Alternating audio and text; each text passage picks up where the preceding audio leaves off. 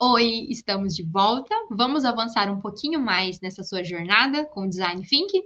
Bem, então essa é a aula da unidade 2 do módulo 1.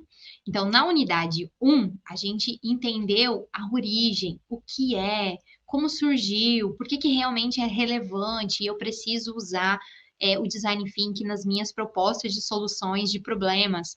E a gente entendeu a lógica de tudo isso, entendemos, passamos pelas 5 fases, lógico que a gente vai estudar mais a fundo posteriormente, mas a gente agora tem essa base, né, desse fundamento. E agora que a gente já tem essa parte histórica, bem definido o que é o Design Thinking, a gente vai avançar um pouquinho mais e agora a gente vai entender melhor os conceitos centrais, ou seja, do que realmente se forma o Design Thinking e como que eu vou aplicar essa ferramenta de forma prática, real, com exemplos. Então, a gente vai ver tudo isso na aula de hoje. Essa aula vai ser construída através desse roteiro que eu estou apresentando aqui para você. Nós vamos estudar e explorar os 3 pilares que formam o Design Thinking, então a gente vai se aprofundar em quais são essa base fundamental que vai construir o raciocínio e a forma de se aplicar essa metodologia. Depois, nós vamos entender como que eu aplico essa metodologia, com base nos seus 3 pilares, na solução de problemas complexos, já que quando eu tenho um problema, um produto que requer um pensamento crítico, avançado, é um problema difícil de eu conseguir resolver, como que eu posso aplicar essa ferramenta? Como que eu vou aplicar essa abordagem? Então, a gente vai aprender isso na aula de hoje.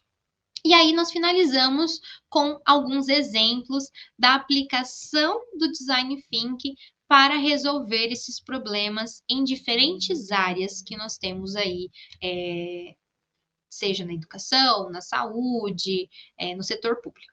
Vamos entender, então, essa base conceitual que forma o Design Thinking, que são chamados seus 3 pilares. O que que é esses 3 pilares? Os 3 pilares do Design Thinking são empatia, que eu já falei muito na aula passada, né? Do que é, da importância da gente ouvir, escutar, observar a pessoa que vai usar esse serviço, a pessoa que vai fazer o uso do seu produto. Eu preciso saber quem é ela, o que que ela espera, o que que ela sente quando ela usa o meu produto, quais são as suas sensações, quais são as suas dores, angústias, medos, receios. Tudo isso eu tenho que levantar com base na empatia. Lembrando sempre que o design thinking é base fundamental. Inicia-se todo o processo, lembram-se das 5 etapas que eu comentei?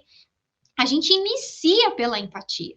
Então, eu inicio pela pessoa. Por isso que eu coloco no design thinking sempre a pessoa, o ser humano, no centro de em todo momento do teste, da prototipagem, da ideação, da empatia. Sempre a pessoa vai estar no centro dessa vivência, dessa experiência, ao usar o design thinking para resolver esse problema.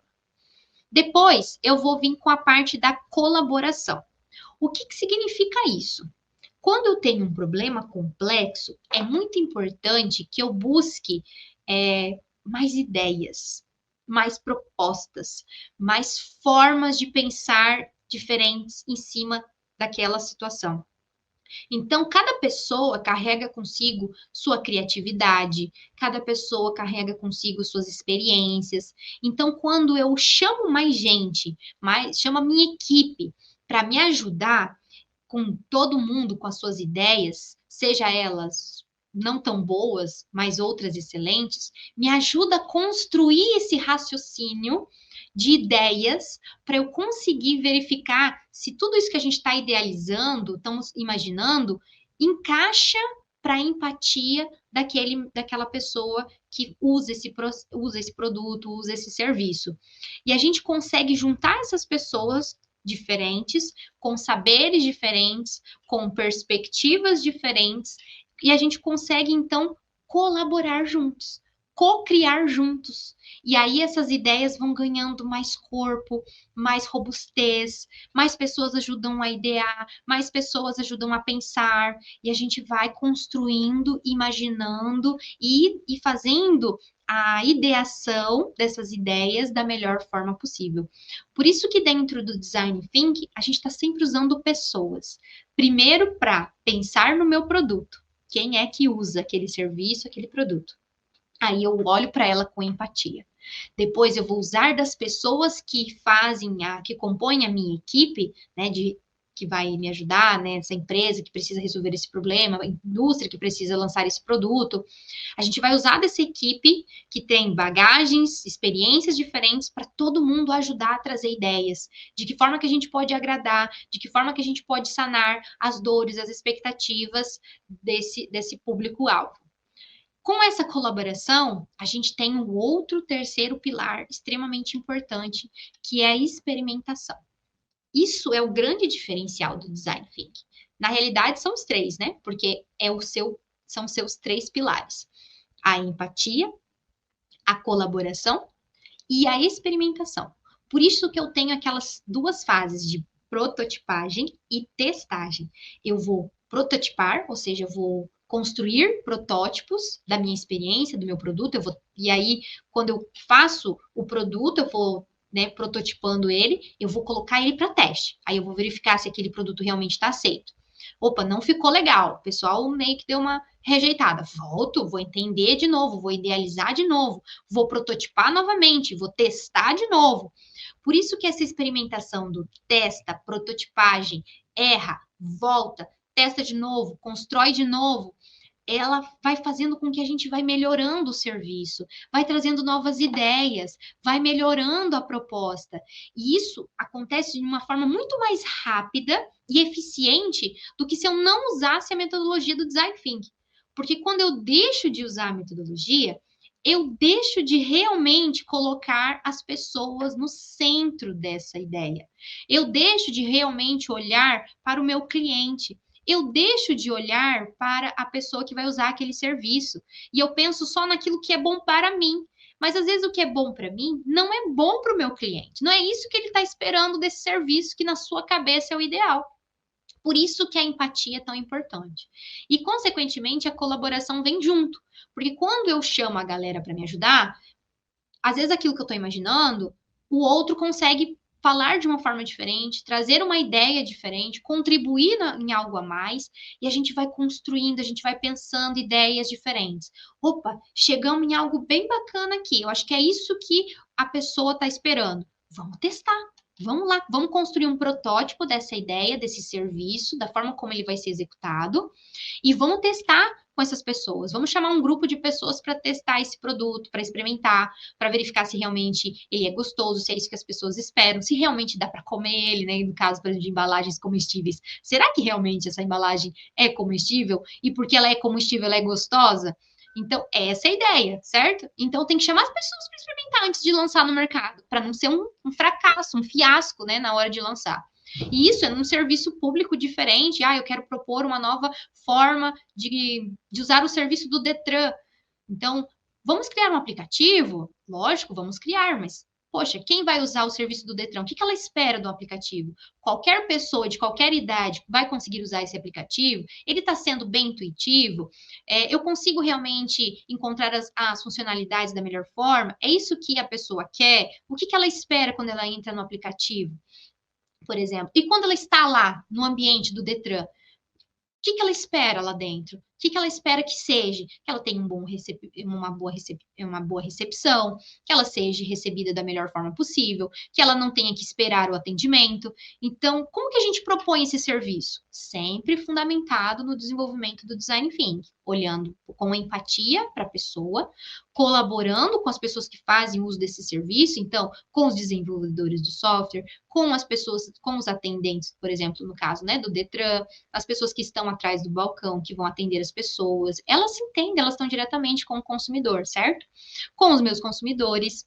E aí, o que eu vou fazendo? Eu vou fazendo essa junção de informações com múltiplas camadas, com múltiplas informações, e isso vai resolvendo o meu problema de uma forma efetiva, funcional, e realmente com impacto. Porque a hora que eu chego no ponto que eu fiz tudo isso, testei, e quem testou gostou, significa que eu alcancei a inovação esperada, alcancei aquilo que eu precisava, ou seja, alcancei o resultado da solução do meu problema. Ou seja, agora eu tenho um sistema do Detran que funciona, que as pessoas gostam, que o usuário realmente tem um bom atendimento, não tem fila de espera. Resolvi o problema complexo que havia, no exemplo, no caso do Detran.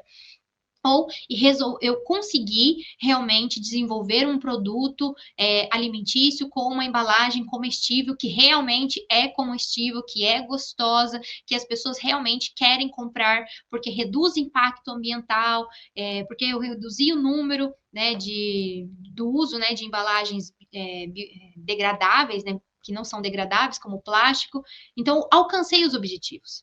Então, o Design Think vai te proporcionar essa construção e realmente vai chegar no momento que você vai falar: alcancei a inovação esperada. Pode colocar no mercado, o produto vai ser bem aceito, porque eu passei por tudo isso da melhor forma possível e sempre centrado na pessoa que vai usar o serviço. E garantia dela, porque ela testou antes do produto realmente ser aplicado.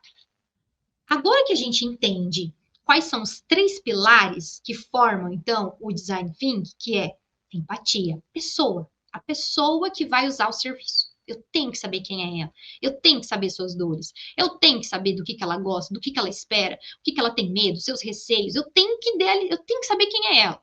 Depois que eu sei quem é ela, eu tenho que chamar a galera para me ajudar a pensar em soluções. E aí o Design Think precisa de colaboração. Você nunca vai fazer Design Think sozinho. Infelizmente, você precisa de pessoas te ajudando a resolver o problema.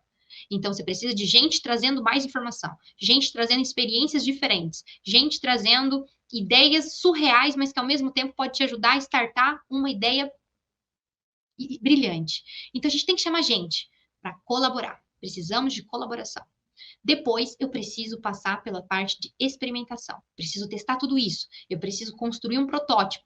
E desse protótipo, eu preciso aplicar ele, eu preciso testar ele, validar ele com a pessoa lá do início, que é a pessoa que vai fazer o uso do produto. Muito bem, conhecemos, agora temos a base do Design Thinking. Agora a gente vai, então, começar a realmente pegar essa base para resolver o quê? Nossos problemas. Porque tudo que a gente precisa de inovação é porque eu tenho um problema. Se eu preciso inovar no sistema do Detran, é porque eu tenho um problema no sistema do Detran. Ou seja, o meu sistema, eu tenho dificuldade de agendamento, as pessoas reclamam muito do tempo de espera. A mesma coisa vale para o sistema de saúde. Então, eu tenho um problema, eu preciso inovar no sistema. A mesma coisa quando eu estou com um produto alimentício ou um produto, né, sei lá, num carro, as pessoas estão reclamando do touch da tela do carro. Então, a gente precisa o quê? Inovar. Como que eu vou fazer isso? Eu tenho esse problema e eu preciso resolver. Então, a gente usa dessa ferramenta do Design Thinking para resolver problemas. E quanto mais complexo, como se diz, né? Quanto mais cabeludo for esse problema, mais o Design Thinking vai ser bacana para você. Por quê? Problemas complexos exigem abordagens diferentes. Ou seja, não é uma coisa fácil de se resolver. E aqui entra esse primeiro ponto. Qual a gente tem que distinguir a diferença entre problema complexo e problema simples. O que é isso? Qual deles eu aplico o Design Thinking? Nos problemas complexos, ok. Mas o que é um problema complexo e o que é um problema simples? Bem, problema simples é aquilo que eu tenho um problema e, consequentemente, a solução é simples. Se ele é simples, a solução é simples. Então, exemplo. Eu estou com o meu notebook, não está conectado com o cabo da fonte e, do nada, o computador apagou. Ou seja, acabou a bateria. É um problema, certo? Porque eu preciso usar o computador. O que eu faço? O meu problema é simples. É simplesmente eu ir lá, pegar o carregador e colocar de novo para conectar no computador. Ótimo, resolvi o meu problema com uma solução conhecida e simples. Isso é um problema simples. É tudo que é um problema, mas a solução já é conhecida e é simples. Como, por exemplo, acabou a energia, acabou a bateria do meu celular, do meu computador, é só eu ir lá e colocar de novo na tomada. Pronto, resolvi meu problema de forma simples, porque o problema é simples. E os problemas complexos, o que é isso? Um problema complexo é aquele que tem o quê? Múltiplas causas. Múltiplas. Envolvem várias pessoas, envolvem emoções, envolvem complexos, envolvem culturas, envolve histórico. É muito emaranhado, por isso que ele é complexo. E aí não tem uma resposta certa. Não tem uma coisa só. Não é uma coisa prática. Vai lá e faz isso. Não, é mais do que isso. Precisa ser pensado melhor. Precisa passar por mais camadas. Então, por exemplo, suponha que a gente queira melhorar o engajamento dos alunos que vão para a universidade. A gente quer que os alunos da universidade se engajem mais nas ações da universidade. É simples isso? É só com uma campanha de marketing eu vou resolver esse problema? Possivelmente não. Eu preciso entender, por exemplo, questões financeiras dos estudantes, questões familiares. Eu preciso entender suas dificuldades de transporte. Eu preciso entender a questão do acolhimento institucional. Eu preciso entender problemas mentais, saúde mental. Eu preciso entender também as metodologias que estão sendo usadas dentro dos cursos.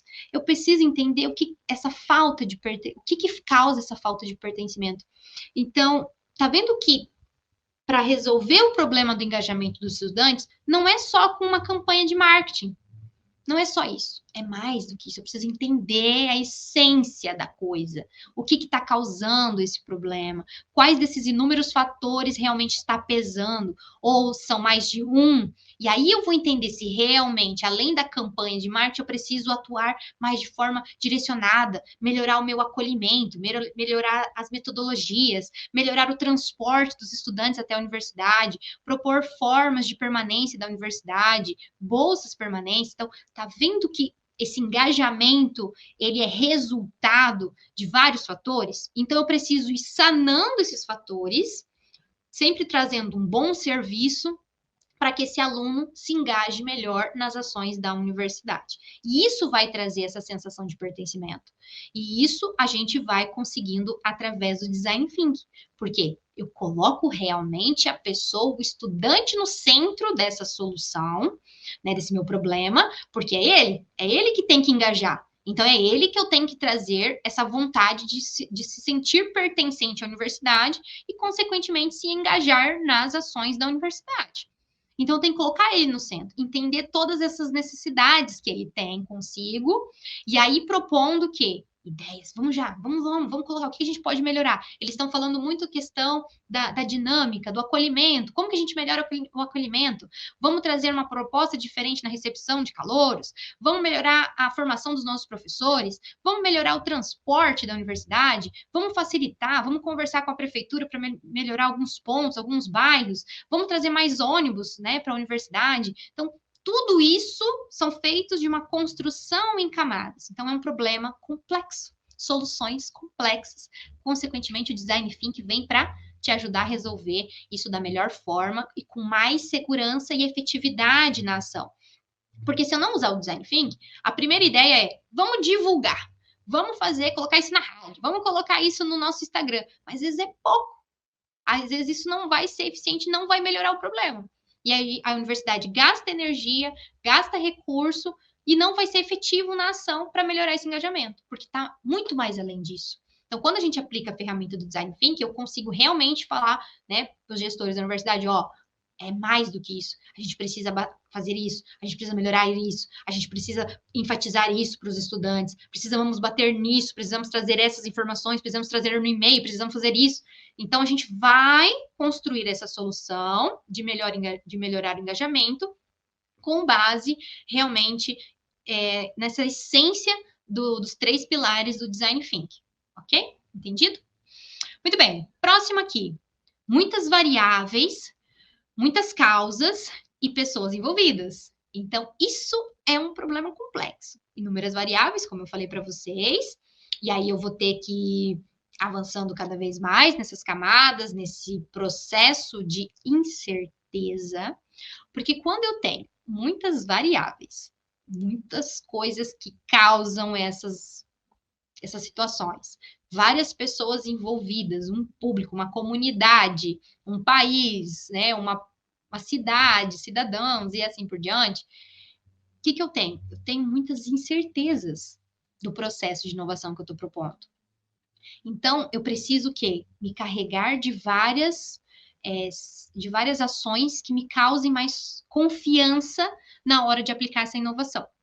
Então, quando eu tenho que melhorar algo que é muito complexo, propor uma solução para algo que é complexo, que vai envolver várias variáveis, várias causas, várias pessoas, como nessa questão do engajamento dos estudantes, por exemplo, eu preciso realmente que essa ferramenta do design thinking me ajude a eliminar essa insegurança que eu tenho de propor uma ação. Porque ela não é uma certeza que isso vai funcionar. Mas quando eu aplico o design thinking, ele vai me ajudar a trazer essa confiança. Por quê? Porque eu me fundamentei na pessoa. Eu chamei pessoas para me ajudar a pensar no problema. E eu testei e testei de novo e ajustei e melhorei, sempre com base no meu público-alvo. Então, aquilo que eu tinha muita insegurança daquele serviço, daquela inovação, agora eu consigo trazer mais confiança na hora de realmente colocar ela em prática, colocar ela no mercado, colocar ela realmente para funcionar. Porque realmente eu estou colocando ela com essa confiança, porque eu testei, eu conversei, eu sei quem é os estudantes, eu sei quem é o público-alvo, eu sei tudo que causa essas angústias, todos os inúmeros fatores, eu estudei, eu explorei, eu testei, testei de novo, ajustei, e agora o que eu estou propondo vai ser realmente efetivo. E isso causa essa confiança. E isso vai ajudar também na questão da implementação dessa inovação. Por isso que essa inovação, quando ela vem aliada com o design thinking, ela traz o que? Impacto. E quando a gente traz impacto, ela inova com o quê? Com propósito. Então, quando eu uso do design thinking para melhorar o engajamento dos meus estudantes, por exemplo, na universidade, eu trago um impacto para eles. Por quê? Eles vão realmente visualizar a universidade como um lugar que realmente vai ser transformador, tanto da parte pessoal como profissional. Eles vão ter acesso a inúmeras informações, né, da universidade, tudo aquilo que alimenta a universidade, de oportunidades que a universidade tem. Então, quanto mais engajados os estudantes são, mais eles têm acesso às informações e mais oportunidades eles têm de crescer dentro da própria universidade e se destacar no mercado lá fora. Então, eu tenho mais certeza do que eu estou propondo, certo? Por isso que o Design Thinking vai nos ajudar a navegar por essas incertezas. Ok, pessoal?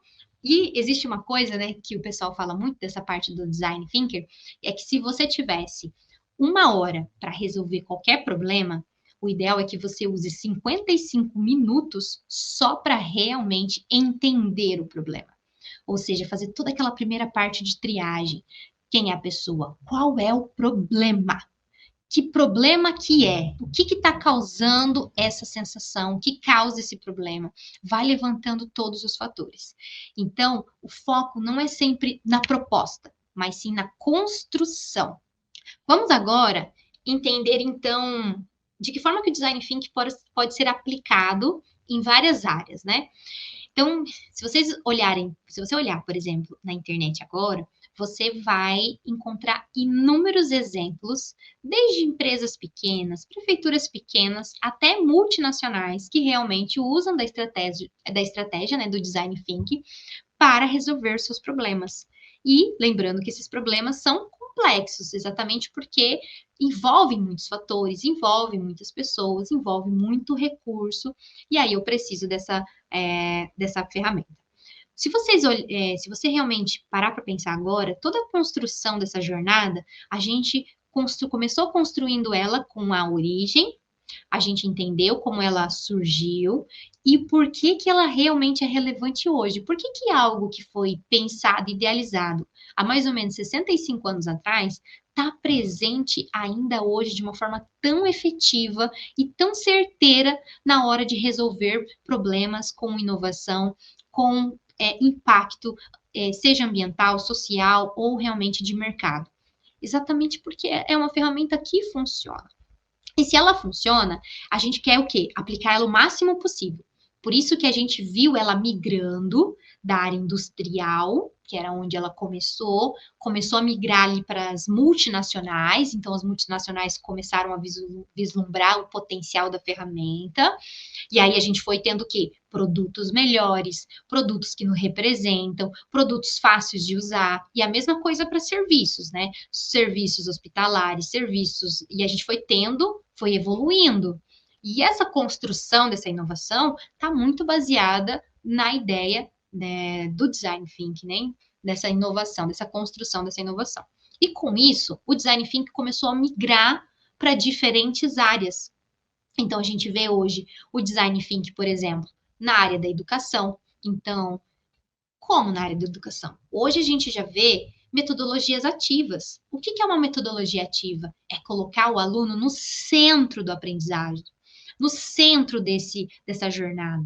É ele que vai comandando a sua construção de conhecimento. É ele que vai demandando a necessidade do conhecimento.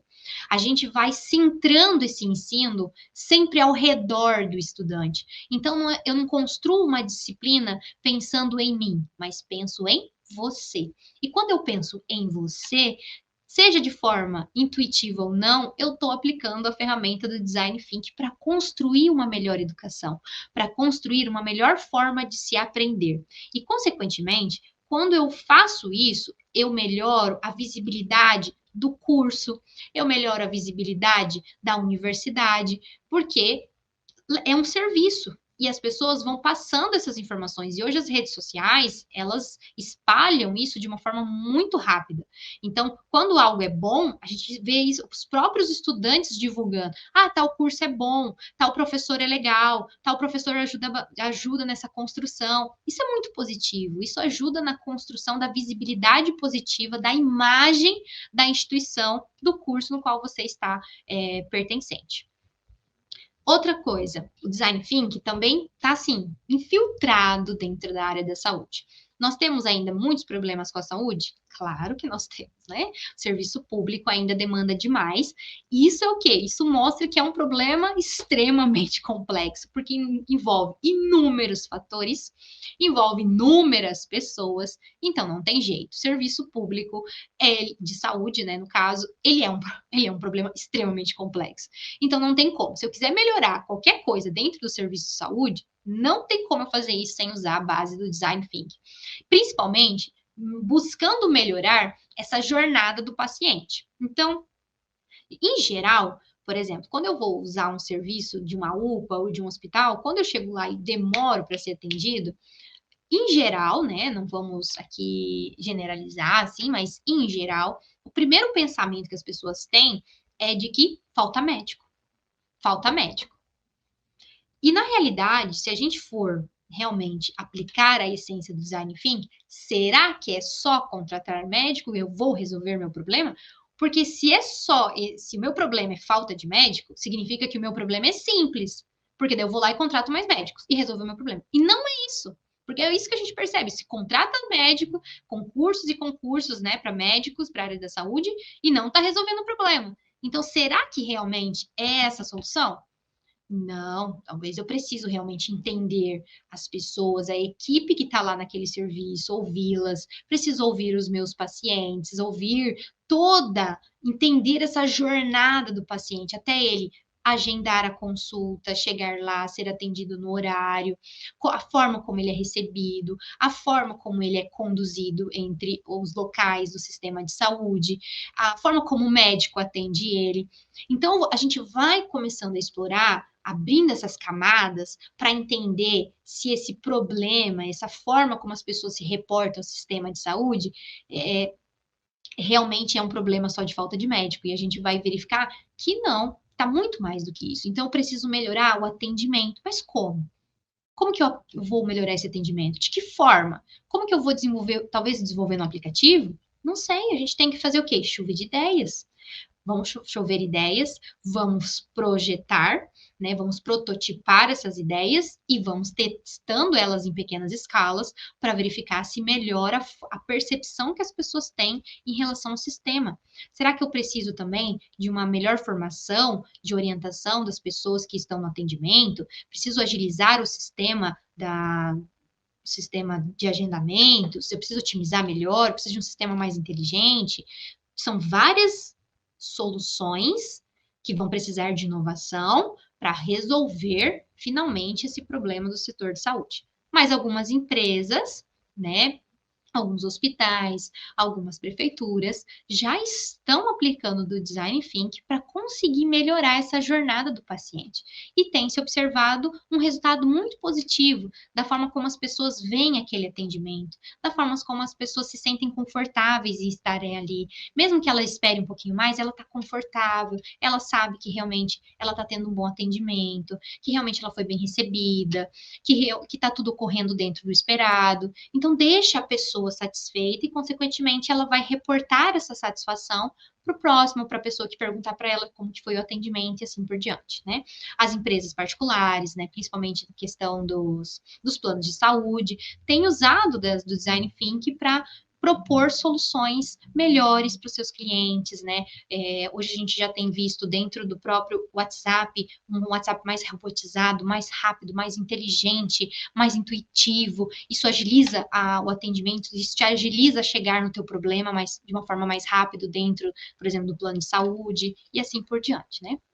Então, realmente, o Design Thinking já vem sendo usado dentro da área da saúde. A gente já vê hoje várias prefeituras e instituições privadas, né, da área da saúde aplicando dessa ferramenta para propor uma melhor jornada para esses seus pacientes, seja dentro do sistema, né, lá dentro da unidade, seja através das redes sociais, seja através das plataformas digitais, do seu site, do seu WhatsApp, e assim por diante. No setor público, claro, o setor público vem também se beneficiando, porque a gente quer o quê? Um prefeito, um gestor, ele quer agradar, né, as pessoas que estão ali com ele nessa cidade, que elegeram. Então, o que ele precisa? Melhorar tudo aquilo que as pessoas querem. As pessoas querem o quê? O que eu, como cidadã, quero? Quero uma melhor saúde, eu quero uma melhor segurança, eu quero um melhor serviço de Detran, eu quero um serviço melhor de prefeitura. Eu quero tudo mais rápido, mais eficiente, eu quero menos burocracias. Então, já tem se utilizado do setor público essa ferramenta do Design Thinking para a gente ter serviços mais eficientes, mais focados no cidadão, trazendo mais segurança. Então, hoje a gente já vê policiais já usando aquelas câmeras, né, para registrar. Isso é uma segurança para o policial, uma segurança também para a pessoa que está sendo abordada. A gente está vendo a construção, né? Muitas câmeras, as cidades estão sendo, né, ficando mais seguras ao usar essas câmeras. E por que eu apliquei essas câmeras? Por que eu coloquei uma câmera no guarda? Por que eu coloquei um aplicativo, um sistema de agendamento online no Detran? Por que eu estou facilitando a matrícula das crianças nos ensinos fundamentais? Por que eu estou propondo tudo isso? São essas soluções que partem desse design thinking, que buscam resolver esses problemas, essas angústias que trazem ao ser usado o serviço, porque elas são construídas com base no cidadão, com base naquilo que ele espera do serviço, com base naquilo que ele tem de receio, do que é aquilo que ele realmente quer, do que ele espera e assim por diante. E nós também temos na vida pessoal. Claro, a gente precisa aplicar o design thinking para resolver meus problemas pessoais. Né? Você tem o seu problema, eu também tenho o meu. E por que não usar da própria ferramenta para resolver o problema? Então, se eu tenho um problema pessoal na minha carreira, em algum conflito pessoal, vamos usar dessa ferramenta para ajudar a propor uma solução. Porque se o meu problema que eu estou sentindo na minha carreira é complexo, por que não usar o design thinking? Por que não pensar em mim, ou no meu chefe, ou no meu esposo, no meu namorado, no meu filho, às vezes uma pessoa que está, né, causando conflito?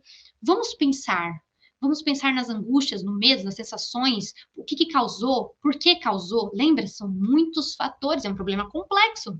Não é uma coisa que eu vou lá e peço desculpa e resolvo, certo? Se é um problema pessoal complexo.